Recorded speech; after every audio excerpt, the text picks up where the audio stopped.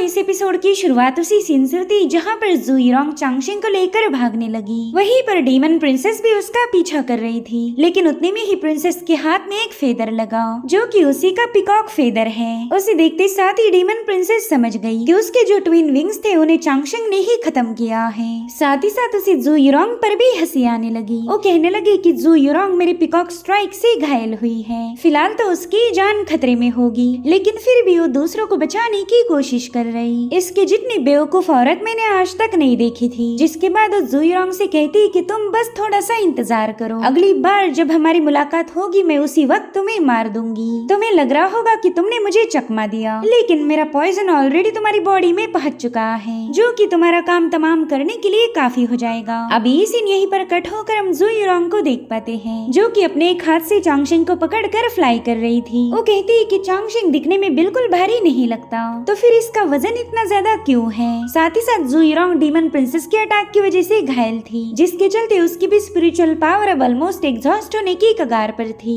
अब उसमें इतना भी स्टैमिना नहीं था कि वो चांगशेंग को लेकर किसी सेफ लोकेशन पर पहुंच पाए। यहाँ पर वो बस चांगशेंग के फेस को निहारती जा रही थी। उसने ठान लिया था कि चाहे कुछ भी क्यों ना हो जाए, वो चांगशेंग को यहाँ पर मरने नहीं देगी। तो उसने अपने पंखों में चांगशेंग को रैप कर लिया ताकि वो और ज्यादा घायल ना हो पाए। जिसके बाद ये दोनों भी एक फ्लावर वैली में आकर पटक गए। वेल यहाँ पर जुईरोंग भी चांगशेंग के साथ बेहोश हो चुकी थी, जिसके चलते उसके विंग्स भी गायब हो गए। और उसी वक्त ड्रैगन शियान भी चांगशेंग की माइंड स्पेस से बाहर आ गई। उसने देखा कि उसका दोस्त चांगशेंग और जुईरोंग बेहोश है। वो जुईरोंग को चांगशेंग के इतना करीब देखकर ही हैरान थी। जिसके बाद वो चांगशेंग से कहने लगी कि पता नहीं मैं तुम्हारा क्या करूं, तुम मुझे जरा भी आराम से नहीं रहने देते। मैंने थोड़ी बहुत नींद क्या ले ली, तुम तो मौत की कगार पर पहुंच गए। वैसे तुम्हें मरने के लिए बिल्कुल भी अलाउड नहीं। आफ्टर ऑल मैंने अपना ड्रैगन इसेंस तुम्हारी बॉडी में डाला था, तो मैं अपने इसेंस को जाया कैसे होने दूंगी। और इतना कहते साथ ही शियान ने चांगशेंग की इंजरीज को हील करने के लिए अपनी पावरफुल ऑरा रिलीज करना शुरू कर दी।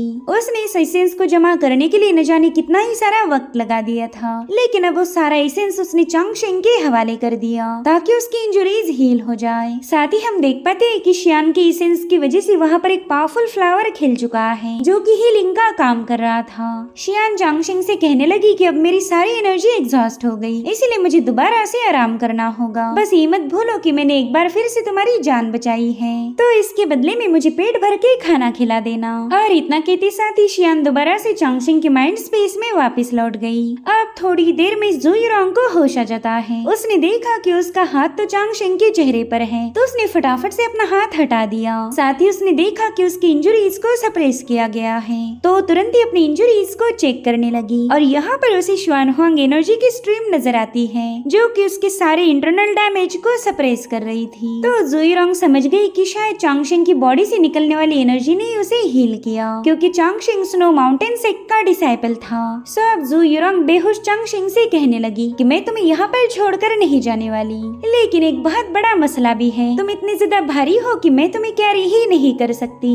तो अब अगली सीन में हम देख पाते हैं कि जुईरोंग ने चांगशेंग के लिए एक स्ट्रेचर बना लिया और अब वो उसे पुल करते हुए आगे बढ़ने लगती है, लेकिन एक छोटे से पत्थर ने उस स्ट्रेचर का रास्ता रोक दिया। और यही सब देखकर जुईरोंग की हंसी छूट गई। वो चांगशेंग से कहती कि मुझे माफ करना, लेकिन ये राइड थोड़ी सी मुश्किलों से भरी होगी। साथ ही वहाँ पर हम एक नन्ही फॉक्स को देख पाते हैं, जिसकी इन दोनों ने जान बचाई थी। हो सकता है कि आगे चलकर इस फॉक्स का भी हमें कहानी में कोई रोल नजर आए। और अब ये सीन यहीं पर कट होकर हम जिंगशू और जियान को देख पाते हैं, जो दोनों भी बुरी तरह से घायल थे। वहीं पर डीमन जनरल 23 और 24 उनका पीछा छोड़ने के लिए तैयार नहीं। हालांकि जिंगशू यहाँ से वहाँ जंप लगाते हुए उनके हमलों को डॉच करता जा रहा था। वेल जियान के क्रिपल होने की वजह से वो जिंगशू की कोई मदद नहीं कर पाएगी, और इसी वजह से जिंगशू पूरी तरह से अकेला पड़ गया। सो अब इन दोनों डीमंस को थोड़ा सा बिजी रखने के लिए जिंगशू ने अपनी एक मूव का इस्तेमाल किया। इसे वुल्फ ट्रांसफॉर्मेशन कहा जाता था, जिसके चलते वहाँ पर जिंगशू के न जाने कितने ही सारे फॉर्म क्रिएट हो गए। इधर जिंगशू जियान से कह रहा था कि अब तुम थोड़ा सा टाइटली होल्ड करो, क्योंकि हम काफी तेजी के साथ आगे बढ़ने वाले हैं। और इतना कहते साथ ही जिंगशू ने अपने वुल्फ फॉर्म को एक्टिवेट करते हुए वो बड़ी ही तेज रफ्तार के साथ निकल पड़ा। इधर वो दोनों डीमन जनरल जिंगशू के वुल्फ फॉर्म को डिस्ट्रॉय कर रहे थे,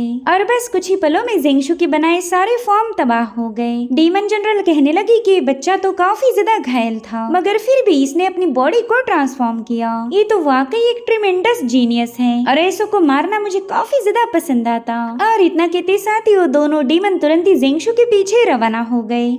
इधर जिंगशु काफी तेज रफ्तार से आगे बढ़ रहा था, मगर तभी उसे फील होता है कि उसकी आंखों की रोशनी कम हो गई। दरअसल थोड़ी देर पहले इन डीमंस ने उसकी आंखों पर वार किया था, जिसका असर अब जिंगशु के विजन पर होने लगा। उसने सीधे जाकर एक क्लिफ से नीचे छलांग लगा दी। वहीं पर जियान भी समझ चुकी थी कि जिंगशु अब कुछ भी देख नहीं पा रहा, तो जिंगशु ने भी ये बात कंफर्म की कि उसे कुछ भी नजर नहीं आ रहा। लेकिन वो जियान से कह रहा था कि अब तुम ही मुझे गाइड करोगी, थोड़ी देर के लिए मेरी आंखें बन जाओ। इसलिए अब जियान भी रास्ते में आने वाली हर एक चीज के बारे में उसे बताने लगती है। और उससे कह रही थी कि हमारे सामने एक बहुत बड़ी चट्टान है, तो सीधे उस पर से छलांग लगा दो। तो जिंगशु ने भी वही किया। अब उनके सामने एक बहुत बड़ी ब्रोकन पाथ थी, तो जियान के कहने पर जिंगशु ने वहाँ पर भी एक लंबी छलांग लगा दी। और अब ऐसे ही करते हुए ये दोनों क्लिफ के एज के पास पहुँच जाते हैं। तो जियान उसे बताने लगी कि इस क्लिफ के नीचे एवरडॉन प्रेरी है, जिसे सन नेवर सेट ग्रासलैंड भी कहा जाता था। जियान कह रही थी कि ये जगह काफी ज्यादा खतरनाक है, इसे जाओ गार्डन का फॉरबिडन जोन कहा जाता। आज तक जो भी कल्टीवेटर यहाँ पर गया वो कभी वापिस नहीं आ पाया। तो जिंगशु से समझाता है कि तुम बिल्कुल फिक्र मत करो, ग्रासलैंड तो हमारे वुल्फ का घर माना जाता, तो वहाँ से बाहर निकलने का मैं कोई न कोई रास्ता ढूंढ निकालूंगा, बस तुम्हें मुझ पर यकीन करना है। मगर तब तक वो दोनों डीमन जनरल वहाँ आकर उनका रास्ता ब्लॉक कर देते हैं। वो बंदी कह रही थी कि तुम ऑलरेडी मेरी चुंगल में फंस चुके हो, इसलिए यहाँ से भागने के बारे में सोचना भी मत। और इतना कहते साथ ही उन दोनों ने अपनी स्टार डोमेन की पावर को कंबाइन करते हुए वहाँ पर एक फॉर्मेशन को एक्टिवेट किया, जिसे व्हाइट बोन डेथ डोमेन कहा जाता था। वो लोग कह रहे थे कि तुम में से एक अंधा है और दूसरा अपाहिज, तो बताओ तुम बच के कैसे भाग सकते हो। अब यहाँ पर जिंगशु तो इस व्हाइट बोन डोमेन को देख नहीं पा रहा था, तो जियानो से बताती है कि हमारे सामने कई सारी बोन्स क्रिएट हो गई, जो कि ब्लेड के फॉर्म में आकर हमारे आसपास रोटेट हो रही। जो सुनकर जिंगशु कह रहा था कि चाहे ये डोमेन कितनी ही खतरनाक क्यों ना हो, हमें कुछ भी करके इसे पार करना होगा। तो जियान भी उसे सामने आने वाली हर एक रोटेटिंग बोन का रास्ता बताने लगी, और उसी तरह से जिंगशु आगे बढ़ रहा था। मगर अचानक से इस जमीन के अंदर से भी ब्लेड्स बाहर आने लगी, जिसके चलते जिंगशु को पीछे हटना पड़ा। तभी जियान उसे बताती है कि हमारे पीछे से भी एक ब्लेड आ चुकी है। अब वो ब्लेड जियान पर हिट होने ही वाली थी, लेकिन तभी जिंगशु ने उसे प्रोटेक्ट करने के लिए वो खुद ही बीच में आ गया, जिसके चलते जिंगशु खुद ही उस ब्लेड के वार से घायल हो जाता है। और इसी अटैक की वजह से ये दोनों पुश होते हुए दोबारा से डोमेन के सेंटर में पहुंच गए। अब जिंगशु की ऐसी हालत देखकर ही जियान रोने लगी, उससे माफी मांगते हुए कहने लगी कि मैं ये सब नहीं कर सकती, प्लीज मुझे माफ करो, मैं तुम पर एक बोझ बन गई हूँ। तो जिंगशु उसे बड़े ही प्यार से कहने लगा कि मैं अगर फिस्ट हूँ तो तुम हो मेरी आंखें। एक मुक्का एक फिस्ट हर एक वार को झेल सकती, लेकिन आंखों का महफूज रहना उतना ही ज्यादा जरूरी है, इसलिए तुम बिल्कुल खुद को ब्लेम मत करो और मैं तुम पर ट्रस्ट करता हूँ। और अब जिंगशु ने अपना हाथ जियान की तरफ आगे बढ़ाया। इस तरह से ये दोनों दोबारा से इस डोमेन को क्रॉस करने के लिए तैयार हो गए। अभी दोनों उस पार जा पाएंगे या नहीं, ये सबसे बड़ा सवाल था। इधर डीमन जनरल कहने लगी कि ये दोनों मौत की कगार पर है, लेकिन देखो तो कितनी प्यार भरी बातें कर रहे थे। अगर इन दोनों को जिंदा छोड़ दिया जाए तो इनकी जोड़ी कमाल की होगी। जिस पर उसका साथी कहने लगा कि मुझे तो इन दोनों की बातें काफी ज्यादा बोरिंग लग रही, चलो फटाफट से इन दोनों की नौटंकी को बंद कर देते हैं। इधर जिंगशु भी जियान को समझा रहा था कि तुम बस मुझे रास्ता दिखाओ और बाकी सब कुछ मुझ पर छोड़ देना। वेल, इस चैप्टर का नाम था डोंट बी अफ्रेड। इस मोमेंट पर जियान को अपनी सीनियर की याद आने लगी। उसकी सीनियर हांशी ने भी ब्लाइंड सोर्डमैनशिप की प्रैक्टिस की थी। इस टेक्निक के जरिए सीनियर डिसाइपल स्टार पोजीशन का इस्तेमाल करते हुए अपने डायरेक्शन का पता लगा सकते। और उसी पल में इन दोनों जनरल ने तुरंत इन पर फाइनल अटैक किया। वो डोमेन काफी तेजी के साथ रोटेट होते हुए इनकी तरफ आगे बढ़ रही थी, लेकिन फिर जियान ने बिना डरे जिंगशु को रास्ता बताना शुरू किया। जो भी इंस्ट्रक्शन जियान ने उसे दी, जिंगशु उसे पूरी तरह से फॉलो कर रहा था, चाहे वो डॉज हो, स्किट हो, रन हो या जंप हो। जिंगशु अपनी आंखें बंद करके पूरा भरोसा जियान पर कर चुका था, और इन दोनों का कोऑर्डिनेशन काफी ज्यादा अमेजिंग था। ऐसा फील हुआ ही नहीं कि जिंगशु का विजन लॉस्ट हो चुका, क्योंकि जियान उसकी आंखें बन चुकी हैं। और इसी तरह से ये दोनों भी एक लंबी छलांग लगाते हुए सीधे ग्रासलैंड में एंटर कर चुके। अब ये देखते साथ ही ये दोनों डीमंस काफी ज्यादा भड़क जाते हैं। उन्हें तो यकीन ही नहीं हो रहा था कि वो इन दोनों अपाहिजों को भी रोक नहीं पाए तो मिंग उसका गुस्सा शांत करते हुए कहने लगा कि भले ये दोनों यहाँ से भागने में कामयाब हो गए, लेकिन ग्रासलैंड काफी खतरनाक जगह है। ऐसा कहा जाता कि इसने इतने सालों में हजारों जीनियसेस को निगल लिया। जिसने भी ग्रासलैंड में एंटर किया वो आज तक जिंदा वापस नहीं आ पाया। ग्रासलैंड में जाने के बाद तो ये लोग दुआ करेंगे कि काश ये हमारे हाथों ही मारे जाते। ऐसी भयानक मौत उन्हें वहाँ पर मिलने वाली है। और उतने में उन्हें एक पिकॉक की आवाज सुनाई देने लगी तो ये लोग तुरंत ही समझ जाते हैं कि ये तो उनकी प्रिंसेस नानके का इशारा है। तो ये दोनों फटाफट से डीमन प्रिंसेस के सामने पहुंच गए। प्रिंसेस उनसे कहने लगी कि वो दोनों बंदे ऑलरेडी मौत की कगार पर हैं, तो उनके पीछे अपना वक्त जाया करने की कोई जरूरत नहीं। सबसे पहला हमें जुईरोंग को खत्म करना होगा। थोड़ी देर पहले ही मैंने उसका मुकाबला किया था और वो चुड़ैल मेरे पॉइजन से घायल हो चुकी है। इतना ही नहीं, उसके साथ चांगशिंग भी मौजूद था, तो मुझे नहीं लगता कि वो लोग यहाँ से दूर गए होंगे। तो अब हमारी प्रायोरिटी है उन दोनों का खात्मा करना। अब ये सीन यहीं पर कट होकर हमें गोल्डन लाइट वैली दिखाई गई, जहाँ पर जुईरोंग चांगशिंग को घसीटते हुए पहुंच गई थी। उसने देखा कि वहाँ पर एक झोपड़ी मौजूद है और इसी से वो थोड़ी सी कंफ्यूज हो गई कि आखिर जाओ गार्डन जैसे खतरनाक इलाके में घर कौन बना सकता। यहाँ पर तो कुछ दिन सरवाइव करना ही नेक्स्ट टू इम्पॉसिबल है। और उतने में एक मॉन्क वहाँ पर पहुँच गया जिसकी हालत काफी ज्यादा खस्ता थी। जुईरोंग ने तो उसको देखते साथ ही अपने एरो एंड बो को समन कर लिया, लेकिन वो मॉन्क उसे रोकते हुए कहने लगा कि बच्ची, तुमने तो मुझे गलत समझ लिया। वेल, मेरा नाम है बायहाई और मैं सदर्न किंगडम का एक फ्री कल्टीवेटर हूँ, इसलिए तुम्हें मुझसे घबराने की कोई जरूरत नहीं और ना ही मैं तुम पर कोई अटैक करूंगा। जिस पर जुईरोंग कहने लगी कि न जाने कितने ही सारे डिसाइपल्स ने जाओ गार्डन में एंटर किया था, लेकिन तुम मुझे उनमें कहीं भी नजर नहीं आए। अगर तुम वहाँ पर होती तो मैं जरूर से तुम्हें नोटिस करती। जिस पर बायहाई बताने लगा कि लास्ट टाइम जब जाओ गार्डन ओपन हुआ था तब मैंने भी इसमें एंटर किया, लेकिन ट्रेजर की तलाश करते हुए मैं यहाँ पर काफी बुरी तरह से घायल हुआ और इसी वजह से जाओ गार्डन से बाहर निकलने का मुझे मौका ही नहीं मिला और तब से ही मैं यहाँ पर रहता आ रहा हूँ। जिस पर जुईरोंग कहने लगी कि सीनियर, आपको ये बात तो पता ही होगी कि डीमन क्लैन ने जाओ गार्डन पर अटैक किया है। तो बायहाई कहने लगा कि मैं आमतौर पर अपने घर से बाहर नहीं निकलता, इसलिए मुझे नहीं पता कि यहाँ पर डीमंस का अटैक हुआ था। अगर तुम दोनों भी डीमंस के हाथों घायल हुए हो तो प्लीज मुझे तुम्हारी मदद करने दो।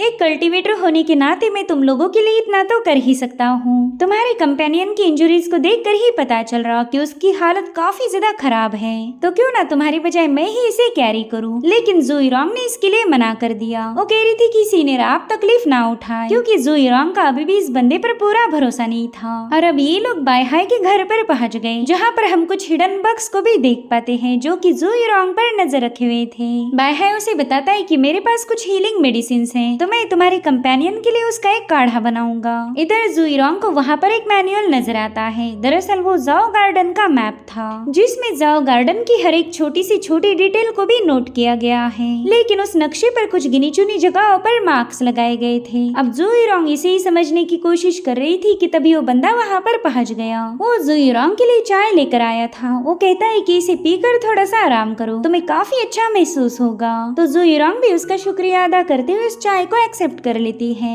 लेकिन उसने धीरे से उस चाय को गिरा दिया था। जिसके बाद वो बायहाई से कहने लगी कि सीनियर, मैंने आपका मैप देखा, आपने तो उसे काफी अच्छे से डिटेल में बनाया है। हर एक छोटी सी छोटी चीज को भी आपने उस मैप पर नोट किया। तो बायहाई अपने मेडिसिन प्रिपेयर करते हुए जुईरोंग को बताने लगा कि मैं कई सालों से यहाँ पर ट्रैप हूँ। अब यहाँ पर टाइम पास करने के लिए कुछ नहीं था, तो मैंने सोचा क्यों ना यहाँ का नक्शा बनाया जाए। लेकिन मैंने एक बात नोटिस की, जब से हम मिले हैं तुमने अपना 1 मिनट भी गार्ड डाउन नहीं किया। ऐसा लगता है कि तुम पूरी तरह से सतर्क हो। पता नहीं मैंने ऐसा क्या किया जो तुम्हें मुझ पर शक हो रहा। मेरे ख्याल से मैंने तो तुम्हारी काफी अच्छे से मेहमान नवाजी की। जिस पर जुईरोंग कहती कि सीनियर, मैं एक पुरानी कहानी जानती हूँ, पता नहीं आपने उसके बारे में सुना या नहीं। दरअसल 10 साल पहले लुयांग सेक्ट का एक disciple blood refining dark art को प्रैक्टिस कर रहा था। वो एक फॉरबिडन आर्ट होने की वजह से कोई भी सेक्ट इसकी इजाजत नहीं देता, मगर जब लुयांग सेक्ट को इस बारे में पता चला तब तक काफी ज्यादा देर हो चुकी थी, क्योंकि जिस बंदे ने उस डार्क आर्ट को प्रैक्टिस किया था वो जाओ गार्डन में पहुंच चुका था और इसी वजह से वो बंदा कभी पकड़ा नहीं गया। तो मैं वही सोच रही थी कि कहीं गलती से आपको उस बंदे के बारे में कुछ पता तो नहीं है। अब ये सुनते साथ ही बाय हाय को थोड़ा सा गुस्सा आ गया। वो अपनी मेडिसिन को कूटते हुए जुई रोंग से कह रहा था कि पता नहीं तुम ये सारी बातें मुझे क्यों बता रही हो। जिस पर जुई रोंग कह रही थी कि सीनियर ये बातें मैं आपको नहीं बताऊंगी तो किसे बताऊंगी। आफ्टर ऑल आपने लोयांग सेक के नोटेशन सिस्टम का यूज करके अपने नक्शे को फॉर्म किया था, यानी कि आप ही वो डिसाइपल हो जिसने डार्क आर्ट की प्रैक्टिस की थी। और इतना कहते साथ ही जुई रोंग ने अपना आयरन बो समन कर लिया। जिस पर बाय हाय कहता है कि मैंने एक नेक दिल इंसान बनने की काफी अच्छे से नौटंकी की थी, लेकिन तुमने पुरानी बातों को बाहर निकाला। अब अगर मैं तुम्हें खत्म करूंगा तो इसका जिम्मेदार मुझे मत ठहराना, क्योंकि तुमने ही खुद होकर उड़ता हुआ तीर लिया है। जिस पर जुई रोंग उससे पूछने लगी कि अगर मैं ये सारी बातें ना बोलती तो क्या तुम हमें यहाँ से जिंदा जाने देते। जिस पर बाय हाय ईवल स्माइल करते हुए कहने लगा कि ऑफ कोर्स तुम यहाँ से जिंदा जाते, मुझे तो बस तुम्हारा थोड़ा सा खून चाहिए था। और इतना कहते साथ ही बाय हाय ने सीधे जुई रोंग पर हमला किया, लेकिन युरोंग ने तब तक अपनी तीर से उस पर वार कर दिया था। मगर बाय हाय पर इस हमले का कोई असर नहीं होता। उसने तो बड़ी ही स्टाइल के साथ जुई रोंग की तीर को अपनी सीने से बाहर खींच लिया। बाय हाय उसे बता रहा था कि कल रात मैंने तुम्हारे आंसू देखे थे और उसी वक्त मैं समझ गया कि तुम तो ट्रू फिनिक्स की रीइंकार्नेशन हो। और अब वहाँ पर बाय हाय के ढेर सारे इंसेक्ट पहुंच गए, जिन्हें देखते साथ ही जुई रोंग ने अपने आसपास एक शील्ड फॉर्म कर ली थी। वली से गोल्डन डिफेंसिव फॉर्मेशन कहा जाता था। जुई रोंग उससे कहती है कि तुम्हें पता था कि मैं फिनिक्स की रीइंकार्नेशन हूँ, लेकिन फिर भी तुमने मेरे सामने बदतमीजी की। तुम्हारी जैसा दो कौड़ी का ईवल भला मेरी बेइज्जती कैसे कर सकता। उतने में ही बाय हाय के बग्स ने सीधे उस शील्ड पर अटैक कर दिया। तभी बाय हाय उसे बताने लगा कि काफी सालों से मैं स्टार गैदरिंग रेल्म पर ब्रेक थ्रू नहीं कर पाया। मुझे तो लगा था कि मैं कभी भी कल्टीवेशन की उस लेवल को अचीव ही नहीं कर पाऊंगा।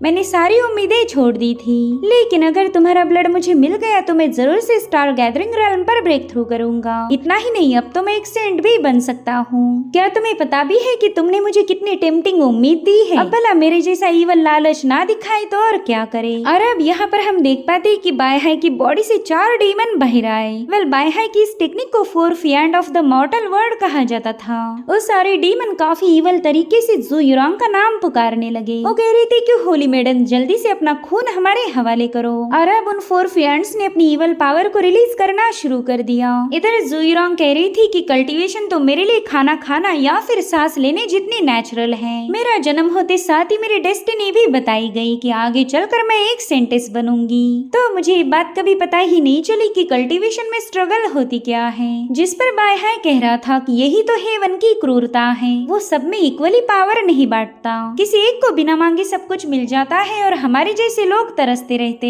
और यही रीजन था कि मैंने डार्क आर्ट का इस्तेमाल किया। लेकिन आज मुझे पता चला कि हेवन इतना भी बुरा नहीं हो सकता। देखो तो अपॉर्चुनिटी के तौर पर उसने तुम्हें मेरे पास भेज दिया। अब मैं तुम्हारी बॉडी में मौजूद खून के हर एक कतरे को ड्रेन कर लूंगा। इस तरह से हेवन ने जो तोहफा तुम्हें दिया था वो मेरा हो जाएगा। मैं एक सेंट बनूंगा और तुम सीधे मेरे हाथों मारी जाओगी। इधर जुई रोंग देखती कि उन 4 फिएंड्स ने उसकी शील्ड को चारों ओर से घेर लिया। अब ज्यादा देर तक ये शील्ड वहाँ पर टिक नहीं सकती थी, इसलिए जुई रोंग अपना फाइनल एरो उस पर रिलीज करना चाहती थी, लेकिन उतने में ही उसे काफी ज्यादा तकलीफ होने लगी। दरअसल डीमन प्रिंसेस नांगके का पॉइजन उस पर असर दिखाना शुरू कर चुका था। साथ ही जुई रोंग को ये बात अच्छे से पता थी कि उसने अपना ढेर सारा ब्लड एसेंस लॉस्ट किया है, इसलिए वो इस पॉइजन को सप्रेस नहीं कर पाएगी। और तब तक उसका गोल्डन डिफेंसिव फॉर्मेशन भी 4 फिएंड की पावर की वजह से शैटर हो गया। यहाँ पर जुई रोंग को ब्लड की वोमिटिंग हुई थी, तो बाय हाय तुरंत ही उसका ब्लड ड्रॉप उठा लेता है। और अब उस ब्लड को कंज्यूम करते साथ ही बाय हाय की बॉडी से काफी स्ट्रॉन्ग एनर्जी रिलीज होने लगी। वो खुश होते हुए जुई रोंग से कह रहा था कि पता नहीं तुम्हें किसने घायल किया,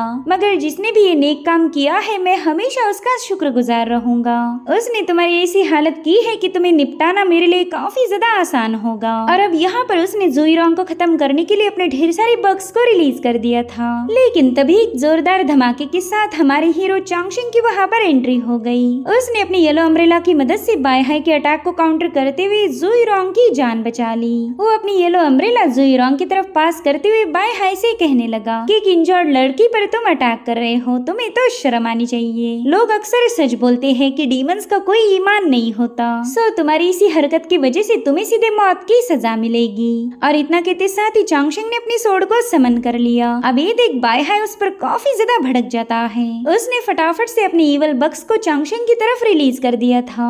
इधर चांगशिंग दिल ही दिल में कहने लगा कि मेरी स्पिरिचुअल पावर अभी भी पूरी तरह से रिकवर नहीं हुई, तो मुझे जल्दी से इस बंदे का काम तमाम करना होगा। और अब चांगशिंग ने इवनिंग क्लाउड टेक्निक का इस्तेमाल करते हुए उस डीमन पर एक स्लैश अटैक रिलीज कर दिया। चांगशिंग का ये स्लैश इतना ज्यादा भयानक था कि उसने वहाँ पर न जाने कितने ही सारे ब्लास्ट कर दिए। बायहाई ने उसे मारने के लिए जितने भी बग्स भेजे थे, चांगशिंग ने उन सभी का सफाया कर दिया। वो जगह तो इस कदर नजर आ रही थी मानो वो कोई बैटल ग्राउंड हो। इनफैक्ट बायहाई भी चांगशिंग की इस मूव को देखकर काफी ज्यादा इम्प्रेस हो गया। वो कह रहा था, लड़के तुम्हारे पास तो एक बहुत ही अमेजिंग सी सोड है, भले इसकी मदद से तुमने मेरे बग्स को मार दिया, लेकिन ये मेरे ब्लड फ्रेंड फॉर्म को पियर्स नहीं कर सकती। और अब यहाँ पर बायहाई ने अपनी अल्टीमेट टेक्निक को एक्टिवेट कर लिया था। उसकी बॉडी से बहुत ही भयानक ब्लड एनर्जी रिलीज होने लगी। चांगशिंग को पता था कि बायहाई की फाइनल मूव है, तो यहाँ पर चांगशिंग ने भी अपनी डेस्टिनी स्टार की पावर को एक्टिवेट कर लिया और अब वो बायहाई का खात्मा करने के लिए सीधे हवा में छलांग लगा चुका। इधर बायहाई उसे बता रहा था कि लड़के सारी स्ट्रगल बेकार जाने वाली, क्योंकि थोड़ी देर में तुम दोनों मेरे हाथों मारे जाओगे। इससे अच्छा तो होता कि तुम मेरे सामने सरेंडर कर देते। मगर बायहाई अपनी मूव को कंप्लीट कर पाई इससे पहले उसे काफी ज्यादा तकलीफ होने लगी। दरअसल थोड़ी देर पहले उसने जुईरोंग का ब्लड कंज्यूम किया था और जुईरोंग की बॉडी में डीमन प्रिंसेस नानके का पॉइजन मौजूद है, जिसके चलते उस पॉइजन का असर बायहाई पर भी होने लगा। जुईरोंग के पास तो असली फिनिक्स की बॉडी है और इसी वजह से वो पॉइजन के चलते भी जिंदा बची थी, मगर बायहाई के पास कहाँ ही ऐसी यूनिक बॉडी, और इसी वजह से उसे पॉइजन से काफी ज्यादा पेन होने लगी। और उसी वक्त चांगशिंग ने भी सीधे जाकर उस पर हमला कर दिया, यानी एक साथ बायहाई पर दोनों तरफ से अटैक हुए थे। एक अटैक हुआ था उसकी बॉडी पर और दूसरा हुआ था उसके दिल पर, और इसी वजह से बायहाई की बॉडी पूरी तरह से बर्फ में बदलने लगती है। चांगशिंग कह रहा था कि अपने कल्टीवेशन को इम्प्रूव करने के लिए तो जुईरोंग के ब्लड पर कब्जा करना चाहता था, तो जब तू ये फैसला ले रहा था उसी वक्त तूने अपने तकदीर के दरवाजे बंद कर दिए। तेरी मौत का जिम्मेदार मैं नहीं बल्कि तेरी लालच है। इधर बायहाई पूरी तरह से बर्फ में ट्रांसफॉर्म होकर शैटर हो गया। उसने तो कभी सोचा भी नहीं था कि इस बार जब जाओ गार्डन ओपन होगा तब उसका अंत हो जाएगा। वहीं पर जुईरोंग बस चांगशिंग को देखे जा रही थी, वो भी उसकी पावर से इम्प्रेस हो गई। लेकिन अब डीमन प्रिंसेस नानके का पॉइजन उस पर पूरी तरह से हावी हो चुका है, जिसके चलते जुईरोंग को कमजोर होकर चक्कर आने लगे। मगर तभी चांगशिंग ने बड़े ही रोमांटिक अंदाज में उसे थाम लिया और उसी वक्त जुईरोंग का नकाब भी उसके चेहरे से हट जाता है। मतलब देखो तो नकाब ने भी हटने का कितना सही टाइम चुना। वेल यहाँ पर ये दोनों भी बस एक दूसरे को देखते जा रहे थे और फिर चांगशिंग होश में आते हुए तुरंत ही उससे दूर हट गया। वो युरोंग से पूछ रहा था कि मिस आप ठीक तो हो ना, जिस पर युरोंग कहती कि मैं काफी ज्यादा कमजोर हूँ, इसलिए मैं तुम्हें जल्दी से 2-3 पॉइंट्स बताऊंगी, तुम्हें उन्हें ही फॉलो करना है। पहली तो ये कि मैंने तुम्हारी जान बचाई थी, दूसरी ये कि तुम मुझे पीछे छोड़कर नहीं जा सकते, और तीसरी ये कि मैं अब बेहोश होने वाली हूँ। इतना कहते साथ ही जुईरोंग वाकई वहाँ पर बेहोश हो गई। तो अब चांगशिंग उसे अपनी पीठ पर कैरी करते हुए तुरंत ही वहाँ से निकल पड़ा। वो भी जुईरोंग जैसे ही कहने लगा कि दिखती तो बिल्कुल भी मोटी नहीं लेकिन काफी ज्यादा भारी है। हालांकि उसी वक्त डीमन प्रिंसेस की टीम वहाँ पर पहुंच चुकी थी। उन्होंने आते साथ ही चांगशिंग पर हमला किया, लेकिन तब तक चांगशिंग वहाँ से काफी दूर पहुंच चुका था। हालांकि डीमंस भी इतनी आसानी से उनका पीछा नहीं छोड़ने वाले। उन्होंने तुरंत ही सामने से आकर चांगशिंग पर हमला कर दिया था, जिसके चलते वो जुईरोंग को लेकर सीधे जमीन पर पटक गया। तब तक डीमन प्रिंसेस नानके की टीम भी वहाँ पर पहुँच गई। प्रिंसेस चांगशिंग से कह रही थी कि जल्दी से युरोंग से दूर हट जाओ वरना तुम भी उसके साथ मारे जाओगे। हालांकि चांगशिंग ने जुईरोंग का साथ छोड़ने से मना किया। साथ ही साथ वो डीमन प्रिंसेस को भी काफी केयरफुली ऑब्जर्व करने लगा और उसे पता चलता है कि प्रिंसेस की सोल के साथ कुछ न कुछ गड़बड़ी है। तो तुरंत ही प्रिंसेस से कहने लगा कि तुम बीमार हो और कम नहीं बल्कि काफी ज्यादा। तुम्हारी सोल इतनी ज्यादा पावरफुल है कि तुम्हारी बॉडी उसे बिल्कुल भी हैंडल नहीं कर पाती। अगर तुमने इसका जल्दी से इलाज नहीं किया तो तुम्हारी सोल तुम्हारे ब्रेन को पूरी तरह से डैमेज कर देगी। हमारी सोल अक्सर सी ऑफ कॉन्शियसनेस में रिसाइड करती। मेडिकल की भाषा में इसे पाइनियल बॉडी कहा जाता है और इसी वजह से तुम्हारा फोरहेड दूसरे लोगों के मुकाबले काफी ज्यादा वाइडर है। अगर डीमन एम्परर ने ही तुम्हें कल्टीवेशन का ये तरीका सिखाया है तो ये तुम्हारे लिए बिल्कुल भी अच्छा नहीं। वल यहाँ पर चांगशिंग ने डीमन एम्परर यानी कि प्रिंसेस नानके के बाप पर ही इल्जाम लगाया था, जो सुनते साथ ही नानके उस पर काफी ज्यादा भड़क गई और फिर उसने तुरंत ही अपनी फेदर का इस्तेमाल करते हुए चांगशेंग पर हमला किया। लेकिन चांगशेंग अपनी येलो अम्ब्रेला का इस्तेमाल करते हुए उसके अटैक को काउंटर किए जा रहा था। तब तक दूसरे डीमन ने अपनी अर्थ लैंसेस का इस्तेमाल करते हुए सीधे चांगशेंग की अम्ब्रेला पर हमला कर दिया, मगर तब तक चांगशेंग ने अपने पीछे वाले बैरियर पर एक पोर्टल ओपन कर लिया था। जो देखो डीमन उससे कह रहे थे कि तुम यहाँ से भागना चाहते हो, लेकिन क्या तुम्हें पता है कि तुम्हारे पीछे कौन सा इलाका है? जिस पर चांगशेंग कह रहा था कि हाँ, ये ग्रासलैंड का फॉरबिडन जोन है, यहाँ पर जिसने भी एंटर किया वो कभी वापस नहीं आ पाया। तो डीमन जनरल बताने लगे कि इस ग्रासलैंड पर दिन के वक्त ही एंटर करना चाहिए, यानी कि मरने के लिए भी तुमने सही टाइम चूज करना चाहिए। जिस पर चांगशेंग कह रहा था कि अगर यहाँ पर सनलाइट में ही जाया जा सकता है तो क्यों ना मैं सन को राइज करूं। और इतना कहते साथ ही चांगशेंग ने बड़े इक्वल अंदाज में सीक्रेट फ्लेम इल्यूमिनेशन टेक्निक का इस्तेमाल किया। दरअसल चांगशेंग ने अपनी सोड इंटेंट को स्टिमुलेट करते हुए उससे एक सन बना लिया और यही सब देखकर डीमंस काफी ज्यादा हैरान थे। साथ ही साथ चांगशेंग ने गोल्डन क्रो सीक्रेट सोड टेक्निक का भी इस्तेमाल किया था, जिसके चलते वो सन काफी तेजी के साथ राइज होते हुए उस बैरियर को ब्रेक कर देता है। तब चांगशेंग फटाफट से उस बैरियर से अंदर दाखिल हो गया। अब उसके वहां से जाते साथ ही डीमन प्रिंसेस भी उस बैरियर में एंटर करने का फैसला लेती है। जनरल उसे बता रहा था कि ये फॉरबिडन जोन काफी ज्यादा भयानक है, लेकिन प्रिंसेस उसकी एक नहीं सुनती।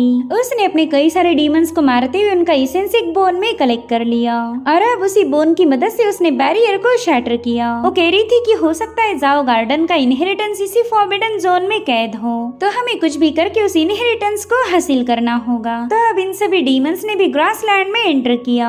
इधर चांगशेंग को कोई आइडिया नहीं थी कि डीमंस भी उसमें एंटर कर चुके हैं। और इसी के साथ एपिसोड यहीं पर एंड हो जाता है। Thank you so much for watching. Bye bye, take care.